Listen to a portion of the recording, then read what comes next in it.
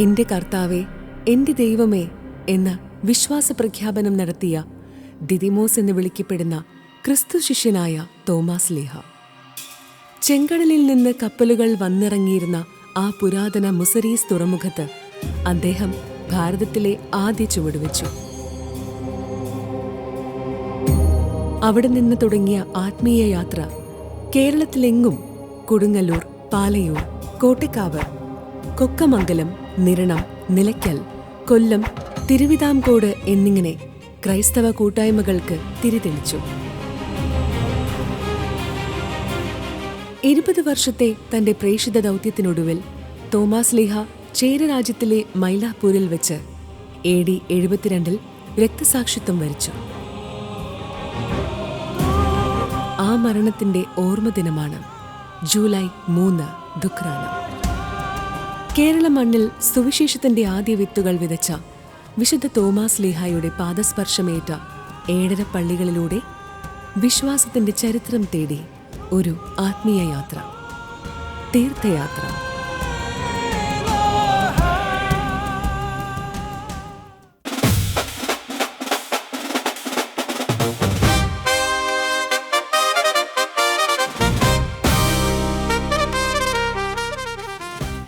പള്ളികളിലൂടെയുള്ള നമ്മുടെ തീർത്ഥയാത്രയുടെ ഭാഗമായി നമ്മളിപ്പോൾ ആയിരിക്കുന്നത് പറവൂരിലാണ്.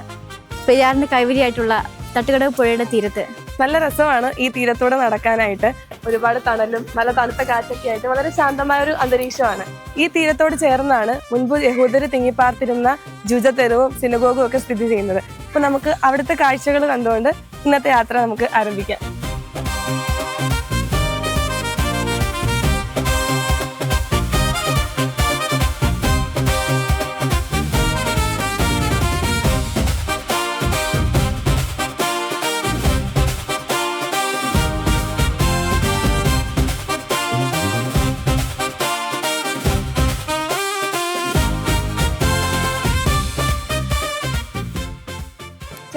ചേട്ടൻ ഇവിടുത്തെ താമസക്കാരനാണോ? ചേട്ടൻ എത്ര നാളെ ഇവിടെ താമസിക്കാൻ തുടങ്ങിയിട്ട്? 50 കൊല്ലത്തോളായി. അപ്പൊ ഈ പണ്ട് ഇവിടെ താമസിച്ചിരുന്ന യഹൂദന്മാരുമായിട്ടുള്ള എന്തെങ്കിലും ഓർമ്മകളൊക്കെ ഉണ്ടാവോ? കുറച്ച് കുടുംബക്കാർ ഞങ്ങൾ വരുമ്പോ ഇവിടെ ഉണ്ട്. അതായത് നൂറ്റാണ്ടുകൾക്ക് മുമ്പ് വന്നവരാണല്ലോ. അപ്പൊ അവിടെ വരുമ്പോ ഞങ്ങൾ വരുമ്പോ ഇവിടെ ഒരു പഴയ സ്ട്രക്ചറൊക്കെയാണ്. അപ്പൊ കുറെ വീടുകളൊക്കെ പൊളിച്ച് പുതിയ രീതിയിലേക്ക് മാറ്റി. പിന്നെ എൻ്റെ ഓർമ്മയിൽ 2 കല്യാണങ്ങൾ നടന്നിട്ടുണ്ട് ഇവിടെ. അതൊക്കെ എന്ന് വെച്ചാൽ വളരെ പ്രത്യേകതയുള്ള ഒരു വിവാഹമാണ്. വരനും വധുവും അതിൻ്റെ ഓൾട്ടറിൻ്റെ അപ്പുറം ഇപ്പുറമൊക്കെ ഇരുന്നിട്ട്. ഇവരുടെ വീടെന്ന് വെച്ച് കഴിഞ്ഞാൽ 2 സ്റ്റെപ്പായിരിക്കും. മുകളിൽ തട്ടുണ്ടാവും, തട്ടിൻ്റെ മുകളിൽ പുരുഷന്മാരും താഴെ സ്ത്രീകളാണെന്നാണ് പറഞ്ഞു കേട്ടിരിക്കുന്നത്. ആ വീടിന് ഒരു പ്രസവമുറി ഉണ്ടാവും. ഇതിൽ പിന്നെ മതിൽക്കെട്ടുകൾ ഉണ്ടായിരുന്നില്ല.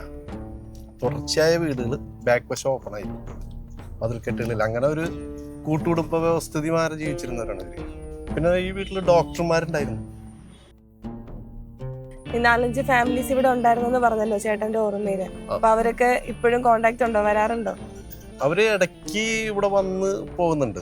കാരണം അവരുടെ മക്കള് ആണ് ഇപ്പൊ ഇവിടുന്ന് പോയിരിക്കുന്നവരുടെ കാരണവന്മാരൊക്കെ ഇപ്പൊ കാലം കഴിഞ്ഞു പോയിട്ടുണ്ട്. അവരുടെ മക്കള് ആ കാരണവന്മാര് പറഞ്ഞുള്ള അറിവിൽ ഇവിടെ സ്ട്രീറ്റിൽ ഇടയ്ക്ക് വിസിറ്റ് ചെയ്യാറുണ്ട്. പലരും പല രാജ്യത്താണ്. അമേരിക്കയിലുള്ളവരുണ്ട്, UK ഇസ്രായേലിൽ തന്നെ ഉള്ളവരുണ്ട്. ഈ തൂണാണ് അവരുടെ അടയാളം. ഈ തൂണില് അവിടെ ഒരു ഇത് കണ്ട, അത് അവരുടെ ഈ ഹീബ്രു ഭാഷയിലുള്ള ഒരു എന്തോ ഒരു ലെറ്ററാണ്. അത് ഞാൻ വായിച്ചിട്ടില്ല. പക്ഷെ അവരിത് തേക്കാൻ വേണ്ടി പൊട്ടിച്ചപ്പോഴാണ് അത് കണ്ടത്. ഇവിടെ മുതൽ അങ്ങോട്ട് അവർക്ക് രാജാവ് കൊടുത്തിരിക്കുന്നതാണെന്നാണ് പറയുന്നത്. തോമാസ് ലീഹ ഭാരതത്തിലേക്ക് വരുന്നതിന് മുൻപ് തൊട്ടേ ഇവിടെ താമസിച്ചിരുന്ന യഹൂദരോട് ക്രിസ്തുവിനെ പങ്കുവയ്ക്കാനായിട്ടാണ് സ്ലീഹ ഈ വഴികളിലൂടെ എല്ലാം സഞ്ചരിച്ചത്. അതോടൊപ്പം തദ്ദേശവാസികളോടും ഈശോയെക്കുറിച്ച് പറഞ്ഞ ഒരു പുതിയ സമൂഹം തോമാസ് ലീഹ രൂപപ്പെടുത്തി. അതാണ് കോട്ടക്കാവ് പള്ളിയുടെ ചരിത്രം. അപ്പൊ നമുക്കിനി തോമാസ് ലീഹ സ്ഥാപിച്ച കോട്ടക്കാവ് ദേവാലയത്തിലേക്ക് പോകാം.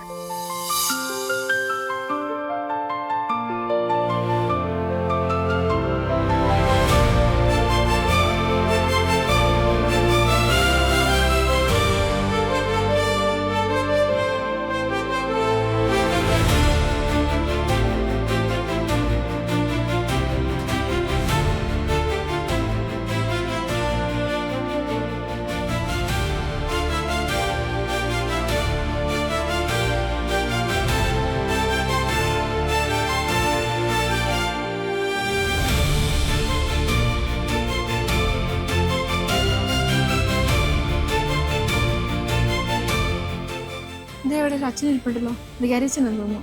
നമുക്ക് അച്ഛനോട് ഇവിടുത്തെ കാര്യങ്ങൾ ചോദിച്ചറിഞ്ഞാലോ?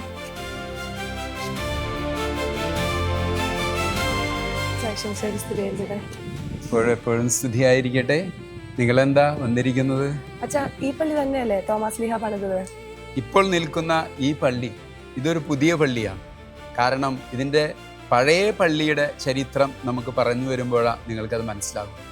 ക്രിസ്തു ശിഷ്യനായ ഒരു സ്ലീഹ ഈ പുണ്യപ്പെട്ട ഭൂമിയിൽ വന്നു എന്നുള്ളത് നമുക്ക് സന്തോഷമാണ്. കാരണം ആ വിശ്വാസം നമുക്ക് പറഞ്ഞു തരാനായിട്ട് ഇവിടെ എത്തി. അതിന് ചരിത്രപരമായിട്ടുള്ള പല കാരണങ്ങളുണ്ട്. കാരണം ഒത്തിരിയധികം യഹൂദർ അവിടെ നിന്ന് ഇവിടെ ബിസിനസ് താല്പര്യങ്ങൾക്കുമായിട്ടൊക്കെ വന്നിരുന്നു. ഏകദേശം ചരിത്രം പഠിക്കുമ്പോൾ നമ്മൾ മനസ്സിലാകുന്നത് 120ഓളം കപ്പലുകൾ ഒരു വർഷം ഇവിടെ എത്തിയെന്നാണ് പറയുന്നത്. അപ്പോൾ തീർച്ചയായിട്ടും ഒത്തിരിയധികം യഹൂദർ ബിസിനസ്സിൻ്റെ കാര്യങ്ങൾക്കും ഒക്കെ ആയിട്ട് ഇവിടെ വരുന്നൊരു ഇതുണ്ടായിരുന്നു. അപ്പോൾ അങ്ങനെയുള്ള ഒരു കപ്പലിൽ കയറി AD 52 തന്നെ തോമാസ് ലീഹ ഇവിടെ എത്തി വിശ്വാസം പകർന്നു കൊടുക്കാൻ, യഹൂദരോട് പ്രഘോഷിക്കാൻ, ഒപ്പം ഇവിടെയുള്ളവരെയും കർത്താവിൻ്റെ ആ സുവിശേഷം പകർന്നു കൊടുക്കാനായിട്ട് AD 52. ഇതിൻ്റെ ഒരു കാര്യം വരുന്ന ഒരു പശ്ചാത്തലം വരുന്നത് ഇവിടെ ഒരു പട്ടമന നമ്പൂതിരിയുടെ ഒരു ഉത്സവം നടക്കുന്ന ഒരു അവസരത്തിലാണ്. അവരുടെ കുടുംബക്ഷേത്രം എന്നൊക്കെ പറയുമല്ലോ, അങ്ങനെയുള്ള കുടുംബക്ഷേത്രത്തിൽ ഉത്സവം നടക്കുമ്പോഴാണ് തോമസ് ലീഹ വരുന്നത്. യഹൂദരോട് നാട്ടുരാജാക്കന്മാർക്കൊക്കെ വലിയ താല്പര്യമായിരുന്നു. കാരണം ബിസിനസ്സുകാരാണല്ലോ. അപ്പോൾ നാട്ടുരാജാക്കന്മാരുടെ ബിസിനസ്സും ഇതെല്ലാം പുരോഗമിക്കാനും ഒക്കെ സഹായിക്കുന്നു. അപ്പോൾ തീർച്ചയായിട്ടും ഒരു റെസ്പെക്റ്റ് ഉണ്ടായിരുന്നു. എങ്കിലും തോമസ് ലീഹ വന്നപ്പോൾ ഒരു വ്യത്യസ്തമായിട്ടുള്ള വേഷം, ഇവരുടെ ഉത്സവം നടക്കുന്നു. അവരെ സംബന്ധിച്ചിടത്തോളം കുടുംബക്ഷേത്ര ഉത്സവം എല്ലാവർക്കും വളരെ പ്രത്യേകതയുള്ളതാണ്. അപ്പോൾ അങ്ങനെ ഉത്സവം നടക്കുമ്പോൾ വിദേശിയായിട്ടുള്ള ഒരു മനുഷ്യൻ ഇവിടെ വന്ന് ഞാൻ ക്രിസ്തുവിൻ്റെ ശിഷ്യൻ എന്ന് പറഞ്ഞപ്പോൾ അവർ വലിയ ബഹുമാനമോ ആദരവോ കൊടുത്തില്ല. അവരൊരു കളിയാക്കുന്ന രീതിയിലായിരുന്നു. പെട്ടെന്ന് തന്നെ എന്ത് സംഭവിച്ചെന്ന് പറഞ്ഞാൽ തിടമ്പേറ്റിക്കൊണ്ട്, അപ്പോൾ ആന ഒരു പ്രധാനപ്പെട്ടതാണ്. ഉത്സവത്തിനൊക്കെ ആന എന്ന് പറഞ്ഞാൽ നമുക്ക് അറിയാവുന്നതാണ്. അപ്പോൾ അങ്ങനെ ഈ ആന പെട്ടെന്ന് ഇങ്ങനെ തോമസ് ലീഹയെ ഇപ്രകാരം ബഹുമാനിക്കാതെ വന്ന ഒരു അവസ്ഥയുണ്ടായ ആ സമയത്ത് തന്നെ കൊടുങ്കാറ്റടിച്ച് മഴയും ഈ ആനയൊക്കെ മറഞ്ഞു വീഴുക. തിടമ്പേറ്റിയ ആന മറഞ്ഞു വീഴുന്നു. 4-5 പേര് അങ്ങനെ മറഞ്ഞു വീഴുന്നു, ബോധം കെട്ട് പോവുകയാണ് ചെയ്യുന്നത്. അപ്പോൾ തോമസ് ലീഹയോട് അവിടുത്തെ പട്ടമന നമ്പൂതിരി, ആ മനയിലെ ആ പ്രധാനപ്പെട്ട വ്യക്തി പറഞ്ഞു, ഇത് സാധാരണ ആളായിരിക്കില്ല, ഒരു ദിവ്യ പരീക്ഷനായിരിക്കണം. കാരണം ഇദ്ദേഹത്തെ നമ്മൾ അത്ര റെസ്പെക്റ്റ് ചെയ്യാത്തപ്പോഴാണല്ലോ ഈ സംഭവിച്ചതെന്ന് പറഞ്ഞുകൊണ്ട് ഈ മനുഷ്യന് അത് ബോധ്യപ്പെടുകയാണ്, ഇതൊരു ദിവ്യ മനുഷ്യനാണ്. അപ്പോൾ ഒരു മാപ്പ് പോലെ അവർ നിൽക്കുമ്പോൾ തോമസ് ലീഹ അവർക്ക് വേണ്ടി പ്രാർത്ഥിക്കുകയാണ് ചെയ്യുന്നത്. പ്രാർത്ഥിച്ചു. അപ്പോൾ ആ കൊടുങ്കാറ്റും മഴയൊക്കെ നിന്നു. ഇനി ഇവർ ബോധം കെട്ട് കിടക്കുകയാണല്ലോ. അപ്പോൾ അവിടെ തന്നെ നമുക്കറിയാം എല്ലാ അമ്പലങ്ങളോടും ചേർന്ന ഒരു കുളമുണ്ടാകും. ആ കുളത്തിൽ നിന്ന് വെള്ളമെടുത്ത് ഇവരുടെ മുകളിൽ തെളിച്ചപ്പോൾ അവർ ബോധം വന്നു. ആന എഴുന്നേറ്റു. മഹാ അത്ഭുതമായി. അന്ന് തന്നെ ഏകദേശം 700 പേരോളം തന്നെ മാമോദിസ മുക്കി എന്നാണ് പറയുന്നത്. അതൊരു ചരിത്ര. മുസ്തരിസ് എന്നുള്ളൊരു തുറമുഖമാണ് അന്ന് വലിയതായിട്ടുണ്ടായിരുന്നത്. അപ്പോൾ കേരളത്തിലെ തന്നെ പ്രധാനപ്പെട്ട തുറമുഖം മുസ്തരിസ് എന്ന് പറഞ്ഞാൽ പെരിയാറും കടലും കൂടി ചേരുന്ന ആ ഒരു തുറമുഖം. പക്ഷേ വർഷങ്ങൾക്ക് ശേഷം നമുക്കറിയാം ഒരു പ്രളയമൊക്കെ ഇവിടെ ഉണ്ടായിരുന്നു. അങ്ങനെ മുസ്തരിസ് പട്ടണം പൂർണ്ണമായിട്ട് ഇല്ലാതായി.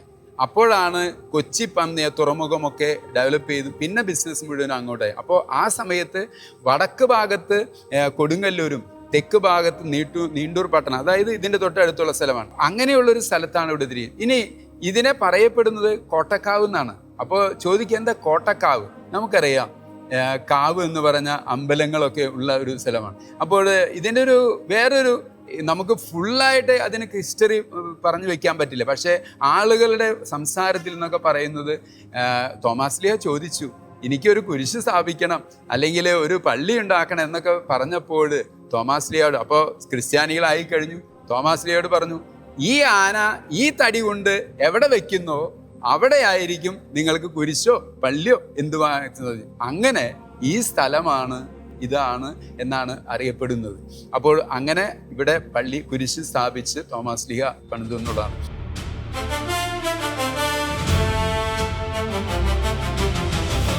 നമുക്കറിയാം തോമസ് ലീഹ പള്ളി സ്ഥാപിച്ചു എന്ന് പറഞ്ഞാൽ പള്ളി പോലെ കെട്ടുകയല്ലല്ലോ. നമുക്കറിയാം, മനസ്സിലാക്കേണ്ടത് ഒരു കുരിശ് സ്ഥാപിക്കുന്നു. അത് കരിങ്കല്ലിലോ മരത്തിലോ ഉള്ള കുരിശുകളാണ് സ്ഥാപിച്ചത്. അപ്പോൾ ഇവിടെയും ഒരു കുരിശ് അപ്രകാരം സ്ഥാപിച്ചു. പിന്നെ ക്രിസ്ത്യാനികളായി മാവൻ സ്വീകരിച്ച് മുന്നോട്ട് പോയി കാണും. അപ്പോൾ AD 52 അത് കഴിഞ്ഞിട്ട് പിന്നെ ഇവിടെ പള്ളി പണിത് കഴിഞ്ഞ് ഏകദേശം 840 രണ്ടാമതും ഈ പള്ളി ഒന്ന് പുതുക്കി പണിയുകയാണ്. പിന്നെയും ആളുകൾ കൂടി സൗകര്യങ്ങളും അല്ലെങ്കിൽ കുറച്ചും കൂടി ഭംഗിയായിട്ടൊക്കെ ആയിട്ട് 1308 വീണ്ടും ഇവിടെ ഒരു രണ്ടാമതായിട്ടൊരു ആ പള്ളി ഒന്ന് പുതുക്കി പണിത്. പിന്നീട് ഒരു ചരിത്ര സംഭവമാണ്, അത് ചരിത്ര രേഖകളിലൊക്കെ രേഖപ്പെടുത്തിയിട്ടുണ്ട്. 1789. നിങ്ങൾക്ക് പറയാൻ പറ്റുമോ അതിൻ്റെ ഒരു പ്രധാന എന്താണ് അന്ന് സംഭവിച്ചതെന്ന് പറയാൻ പറ്റുമോ നിങ്ങൾക്ക്? കുട്ടികളായിട്ട് നിങ്ങൾ പഠിക്കുന്നുണ്ടാവും, ചരിത്രം പഠിക്കും. ആരാണ് ഒരു സുൽത്താൻ ഇവിടെ വന്നെന്ന് അറിയാം, നിങ്ങൾക്ക് അറിയാമായിരിക്കും. ടിപ്പു സുൽത്താൻ. നിങ്ങൾ കൃത്യമായിട്ട് അറിയാം. അപ്പോൾ 2 സ്ഥലത്താണ് ടിപ്പു സുൽത്താൻ ഇവിടെ വന്നപ്പോൾ. ആലങ്ങാട് തൊട്ടടുത്താണ് പള്ളി. ആ പള്ളിയും ആക്രമിക്കപ്പെടുകയുണ്ടായി, ഇവിടുത്തെ പള്ളിയും ആക്രമിക്കപ്പെടുകയുണ്ടായി. അത് നടക്കുന്നത് 1789. അപ്പോൾ വീണ്ടും നമ്മൾ പ്രത്യേകമായിട്ട് ഈ പള്ളി ഒന്നും കൂടി നവീകരിച്ച് പണിയുണ്ടായി 1790. അപ്പോൾ ഈ ചരിത്രം ഇനി നിങ്ങൾ എന്നോട് ആദ്യം ഒരു ചോദ്യം ചോദിച്ചില്ലേ, ഈ പള്ളിയാണോ ആ പള്ളി എന്ന് ചോദിച്ചോ? ഇത് ശരിക്കും പറഞ്ഞാൽ 1938 ഈ പള്ളി പണിത്.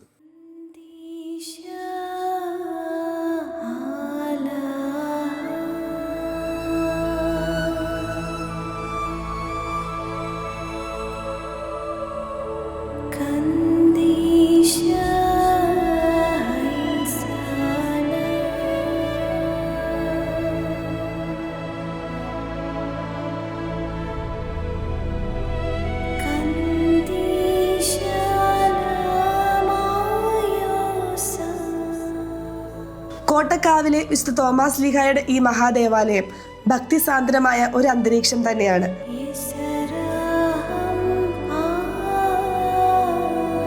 അൾത്താരയിലേക്ക് എത്തുമ്പോൾ വിശുദ്ധന്റെ ജീവിത വിവരണങ്ങളും അത്ഭുത പ്രവർത്തികളും സുവിശേഷ പ്രഘോഷണങ്ങളും വരച്ചു കാട്ടുന്ന മനോഹരമായ ഛായാചിത്രങ്ങൾ കാണാം.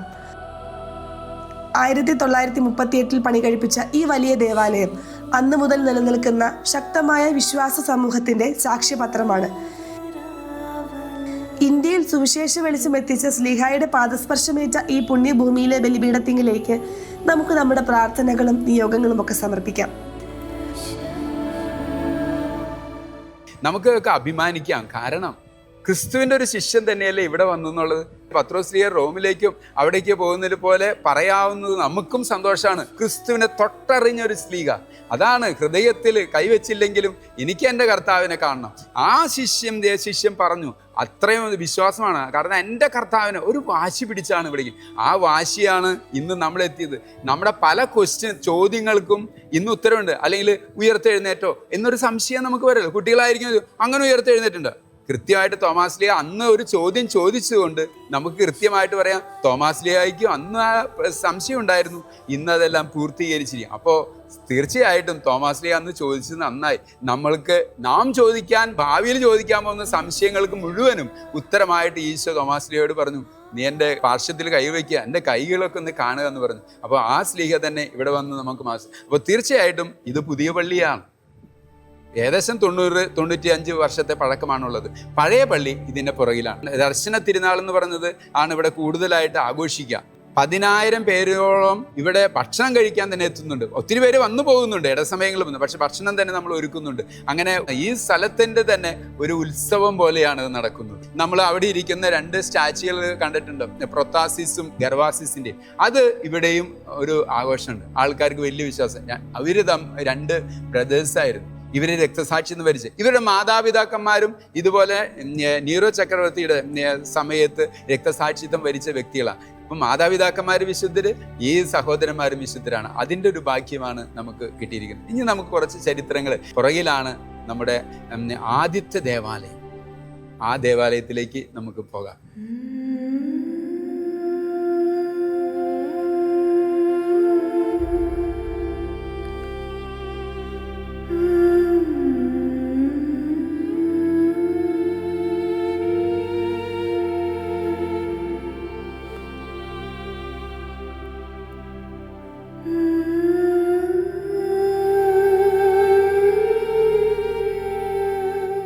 നമ്മൾ ഈ നടക്കുന്ന സ്ഥലമൊക്കെ പഴയ പള്ളിയുടെ ഭാഗം തന്നെയാണ് കേട്ടോ. ഇപ്പോൾ കാണുന്നില്ലേ, ഈ ആനവാതിലാണിത്. പഴയ പള്ളിയുടെ ആനവാതിലാണ് ഇവിടെ ഉണ്ടായിരുന്നത്. അപ്പോൾ നമുക്കറിയാം, 2000 വർഷത്തെ പഴക്കം എന്ന് പറഞ്ഞാൽ എന്തുമാത്രം പ്രശ്നങ്ങളിലൂടെ ടിപ്പുവിൻ്റെ ആക്രമണം, പ്രകൃതിക്ഷോഭങ്ങൾ ഇതൊക്കെ ഉണ്ടായപ്പോൾ ഇതിന് കേടുപാടുകളൊക്കെ പറ്റി. അപ്പോൾ എന്നാലും നമ്മളിപ്പോൾ അതിന് വേണ്ടിയിട്ട് ആ ഓർമ്മ പുതുക്കാനായിട്ട് ഇപ്പോൾ ഈ ചെറിയ പള്ളി നമ്മൾ ഉണ്ടാക്കിയിട്ടുണ്ട്. അതിലെ അൾത്താര മാത്രമാണ് ഇപ്പോൾ പഴയ പള്ളിയുടെ ഭാഗമായിട്ടുള്ളത്. അപ്പോൾ അത് നമ്മൾ അതുപോലെ എന്ന് വെച്ചാൽ ഇപ്പോൾ ആളുകൾ വന്ന് പ്രാർത്ഥിക്കാം. ഞായറാഴ്ച ദിവസം ഇവിടെ ഒരു കുർബാനയുണ്ട്. പിന്നെ മറ്റ് സമയങ്ങളിൽ ആളുകൾക്ക് വേണ്ടി പ്രാർത്ഥിക്കാനായിട്ട് നിത്യാരാധന നമ്മൾ എഴുന്നള്ളിച്ച് വെച്ചിട്ടുണ്ട്. അപ്പോൾ ആ പള്ളിയാണ് നമ്മൾ കാണുന്നത്. അപ്പോൾ ഇതെല്ലാം ആ പഴയ പള്ളിയുടെ ഭാഗങ്ങൾ തന്നെ.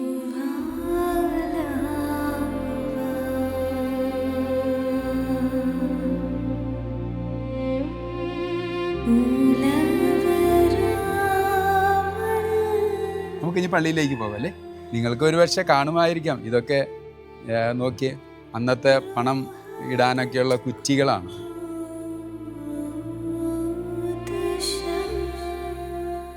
ശ്ലീഹ കുരിശു സ്ഥാപിച്ച സ്ഥലത്ത് 1308 പണിത മൂന്നാമത്തെ പള്ളിയുടെ അൾത്താര വളരെ ശ്രേഷ്ഠമാണ്. 16-ാം നൂറ്റാണ്ടിൽ 13-ാം ഗ്രിഗോരിയോസ് മാർപ്പാപ്പ നൽകിയ പ്രത്യേക ദണ്ഡവിമോചന പദ്ധതി ഇവിടെ എത്തി നിബന്ധനകൾ പാലിച്ച് പ്രാർത്ഥിക്കുന്ന തീർത്ഥാടകർക്ക് ലഭിക്കുന്ന വലിയൊരു അനുഗ്രഹമാണ്. അപ്പോൾ നമ്മൾ നിൽക്കുന്നത് പുണ്യപ്പെട്ട ആ പഴയ പള്ളിയിലാണ് നിൽക്കുക. ഇതാണ് പഴയ ദേവാലയത്തിൻ്റെ മധുഹയും എല്ലാ കാര്യങ്ങളും. അതിനെ നമ്മൾ റീപെയിൻറ്റ് ചെയ്ത് കുറച്ച് ഭംഗിയാക്കിയിട്ടുണ്ട്. കാരണം കാലപ്പഴക്കത്തിൽ 2000 വർഷത്തെ പഴക്കമല്ലേ, അപ്പോൾ അതുകൊണ്ട് റീപെയിൻറ്റ് ചെയ്യും. പക്ഷേ അന്നത്തെ ആ അൾത്താരയും മറ്റു കാര്യങ്ങളാണ് അവിടെയുള്ളത്. ഇപ്പോൾ നമ്മൾ നിത്യാരാധനയ്ക്ക് വേണ്ടിയിട്ടാണ് ഉപയോഗിക്കുക.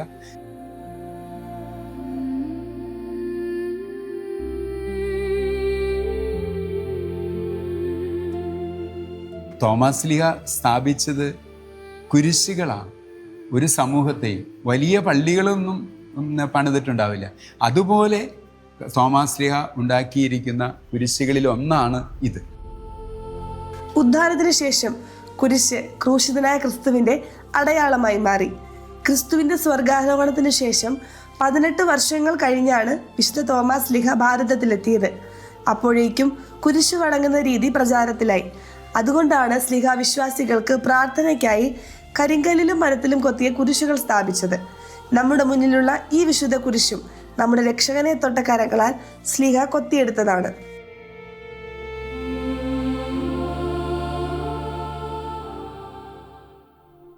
രണ്ടാമത്തെ ഒരു പ്രത്യേകത എന്ന് പറഞ്ഞു കഴിഞ്ഞാൽ, നമുക്കറിയാവുന്ന ഒരു മെത്രാപ്പോലിത്തയാണ് ഫ്രാൻസിസ് റോസ് മെത്രാപ്പോലിത്ത. കൊടുങ്ങല്ലൂർ അതിരൂപതയുടെ മെത്രാപ്പോലിത്തയായിരുന്നു. ഈ മെത്രാപ്പോലിത്ത ഈ കോട്ടക്കാവ് പള്ളിയിൽ താമസിച്ചുകൊണ്ടാണ് ഭരണം നടത്തിയത്. ഈ മെത്രാപ്പോലിത്തയാണ് ഉദയംപേരൂർ സുനദോസിലുണ്ടായിരുന്നത്. ഈ മെത്രാപ്പോലിത്ത ഇവിടെ താമസിച്ചുകൊണ്ടാണ് ഭരണം നടത്തിയതും ഇവിടെ താമസിച്ചപ്പോഴാണ് അദ്ദേഹം മരിച്ചു നോക്കിയത്. അദ്ദേഹത്തിൻ്റെ കബറടക്കവും ഇവിടെയാണ് നടത്തിയത്. അതാണ് നമ്മളിവിടെ കാണുന്ന ഈ കല്ലറയൊക്കെ.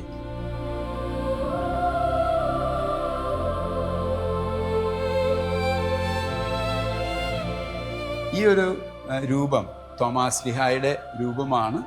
ഇത് പഴയൊരു രൂപം. ആളുകൾ വന്ന് ഇവിടെ വന്ന് പ്രാർത്ഥിച്ചുകൊണ്ട് പോകും. ഇവിടെ വരുന്ന നിരവധിയായ തീർത്ഥാടകർ ഒത്തിരി അനുഗ്രഹങ്ങൾ സ്വീകരിച്ചുകൊണ്ടാണ് പോകുന്നത്. കാരണം തോമാസ് ശ്ലീഹായിലൂടെ ഈശോയിൽ നിന്ന് അവർക്ക് അനുഗ്രഹങ്ങൾ, അതാണ് അവർ സാക്ഷ്യപ്പെടുത്തുന്നത്. ചിലരുടെ വിവാഹം, ഞാൻ ചോദിക്കാറ് എന്താ നിങ്ങൾ വന്നേ, അപ്പോൾ അങ്ങനെ ചോദിക്കുമ്പോൾ ഞങ്ങളുടെ മകളുടെ വിവാഹം നടന്നു, ഇനി വേറൊരു കാര്യം ഞങ്ങൾക്ക് നടക്കാൻ, ഇവിടെ വന്ന് കുറച്ച് നേരം നിന്ന് പ്രാർത്ഥിച്ച് ഈ നേർച്ചയൊക്കെ കഴിച്ച് പോവുകയാണെങ്കിൽ ഞങ്ങൾക്കെല്ലാം സാധിക്കുന്ന ഒരു അനുഭവമാണ് ഞങ്ങൾക്കുള്ളത്. അപ്പോൾ ഒത്തിരി പേര് ഇവിടെ വന്ന് പ്രാർത്ഥിക്കാനും തോമാസ് ശ്ലീഹായുടെ കൂടുതലായിട്ട് മാധ്യസ്ഥം ചോദിക്കാനൊക്കെ ഒത്തിരി പേര് ഇവിടെ എത്തുന്നുണ്ട്. അതാണ് ഈ ദേവാലയത്തിൻ്റെ ഏറ്റവും വലിയൊരു പ്രത്യേകത.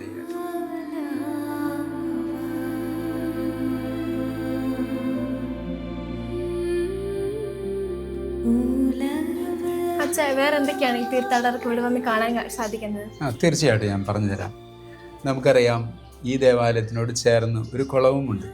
ഈ കുളം പണ്ട് തുടങ്ങിയുള്ള കുളമാണ്. മാമുദീസ മുക്കുവാനായിട്ട് തോമാസ് ശ്ലീഹ മാമുദീസ കൊടുക്കുമ്പോൾ ഈ കുളത്തിൽ നിന്നുള്ള ജലം കൊണ്ടാണ് മാമുദീസ കൊടുത്തതെന്നാണ് പറയുന്നത്. അപ്പോൾ നമ്മൾ വളരെ മനോഹരമായിട്ട് റെനോവേറ്റ് ചെയ്ത് ആ ഒരു ചിത്രീകരണം, തോമാസ് ശ്ലീഹയും മറ്റുള്ളവരും മാമുദീസ സ്വീകരിക്കാൻ വരുന്നവരുമൊക്കെ നിൽക്കുന്ന സ്റ്റാച്യുകൾ കൊണ്ട് അപ്രകാരം മനോഹരമാക്കി തീർത്ത കുളവും ഇവിടെ കാണാനുണ്ട്. അത് നല്ലൊരു കാഴ്ചയാണ്. വിശുദ്ധരുടെ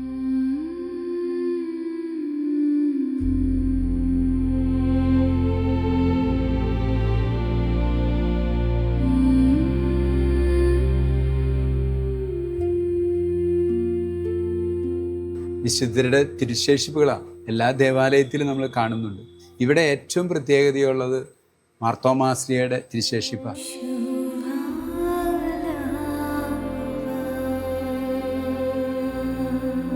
നമുക്ക് പ്രാർത്ഥിക്കാം, നമുക്ക് ആഴത്തിൽ വിശ്വാസത്തിൽ വളർന്നു വരാം. അതാണ് വളരെ പ്രധാനപ്പെട്ട കാര്യം. വിശ്വാസത്തിൽ ആഴപ്പെട്ട് വളർന്നു. തോമാശ്ലീഹ ആഴത്തിൽ വളരാനായിട്ടാണ് പ്രാർത്ഥിച്ചത്.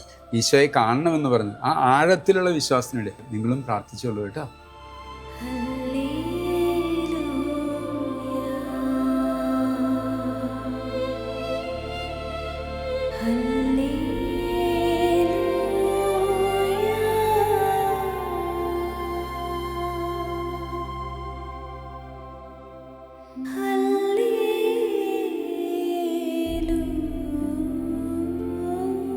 കോട്ടക്കാവിലെ സെന്റ് തോമസ് ഇടവകയിലെ സെബാസ്റ്റ്യൻ അച്ഛനാണ് ഇത്രയും നേരം നമ്മളോടൊപ്പം ആയിരുന്നുകൊണ്ട് ഈ പള്ളിയിലെ വിശേഷങ്ങളെല്ലാം നമ്മളോട് പങ്കുവച്ചത്.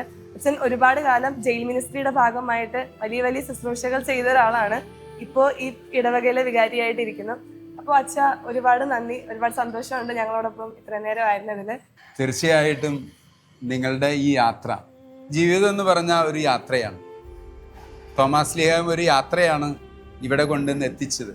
അപ്പം നിങ്ങളുടെ ജീവിതത്തിലും വിശ്വാസത്തിന് വേണ്ടിയും അത് കൂടുതലും മനസ്സിലാക്കാനുള്ള നിങ്ങളുടെ യാത്ര എങ്ങനെയായാലും പൂവണിയട്ടെ എന്ന് പ്രാർത്ഥിക്കുക. 7:30 പള്ളികൾ നിങ്ങൾ കയറുമ്പോഴേക്കും വിശ്വാസത്തിലേക്കുള്ളൊരു യാത്രയായിട്ട് തരിക. ഇന്ന് യാത്ര ചെയ്യാൻ ആളുകൾക്ക് താല്പര്യമില്ല. ഇന്നൊക്കെ മതിലുകളാണ്. ഒരു വീട്ടിൽ നിന്ന് മറ്റൊരു വീട്ടിലേക്ക് ആരും പോകില്ല. മതിൽ പണിതേക്കാം. മനുഷ്യരെ അതുപോലെ തന്നെ അടുത്തിരിക്കുന്ന ആളോടൊന്നും ചോദിക്കുക, കുശലാന്വേഷണം നടത്തുക, അത് ആരും ചെയ്യുന്നില്ല. അതുകൊണ്ടാണ് നിങ്ങളെ ഞാൻ ഏറ്റവും അപ്രീഷിയേറ്റ് ചെയ്യുന്നത്. കാരണം നമുക്ക് എന്തെങ്കിലും അറിയണമെങ്കിൽ ഇങ്ങനെ യാത്രകൾ ചെയ്യണം. തോമാശ്ലീഹ എത്രയോ ദൂരത്ത് നിന്നാണ് ഇവിടെ എത്തിയത്. ആ ഒരു വിശ്വാസ ദീപം നിങ്ങളുടെ ഉള്ളിലും ഇപ്പോൾ കിട്ടിയെന്നാണ് എൻ്റെ പ്രതീക്ഷ. തീർച്ചയായിട്ടും കിട്ടിയിട്ടുണ്ട്. നിങ്ങളുടെ മുഖത്തെ എക്സ്പ്രഷൻസൊക്കെ അതാണ് സൂചിപ്പിക്കുന്നത്. തോമാശ്ലീഹ തൊട്ടു കർത്താവിന്, ആ വിശ്വാസം അനുഭവിച്ചറിഞ്ഞു. അതുകൊണ്ടാണ് നിങ്ങൾക്കും ഈ വിശ്വാസം കിട്ടിയിട്ടുണ്ട്. വിശ്വാസം നമുക്ക് കാത്ത് സംരക്ഷിക്കാം. അതാണ് നമുക്ക് എല്ലാം. നന്ദി കേട്ടോ. ദൈവം നിങ്ങളെ ഓരോരുത്തരെയും അനുഗ്രഹിക്കട്ടെ. നിങ്ങളുടെ യാത്ര പൂവണിയട്ടെ. ഞങ്ങൾ അടുത്ത പള്ളിയിലേക്ക് യാത്ര തിരിക്കുകയാണ്. ദൈവം നിങ്ങളെ അനുഗ്രഹിക്കട്ടെ കേട്ടോ. നമ്മുടെ കർത്താവ് ഈശോ മിശിഹായുടെ കൃപയും പിതാവായ ദൈവത്തിൻ്റെ സ്നേഹവും പരിശുദ്ധാത്മാവിന് സംസർഗവും നിങ്ങളോട് ഉണ്ടായിരിക്കട്ടെ, ഇപ്പോഴും എപ്പോഴും എന്നേക്കും. Thank you. ദൈവം അനുഗ്രഹിക്കട്ടെ കേട്ടോ. പ്രാർത്ഥിക്കാം. ഭാരത മക്കൾക്ക് പുതുജീവനേകുവാനാ വിശ്വാസദീപം തെളിച്ചവനേ. ഭാരത മക്കൾക്ക് പുതുജീവനേകുവാനാ വിശ്വാസദീപം തെളിച്ചവനേ. അനന്തമാം സ്നേഹം തൊട്ടറിഞ്ഞവൻ നീ, ആ സ്നേഹ ചൈതന്യം പകർന്നിടണേ.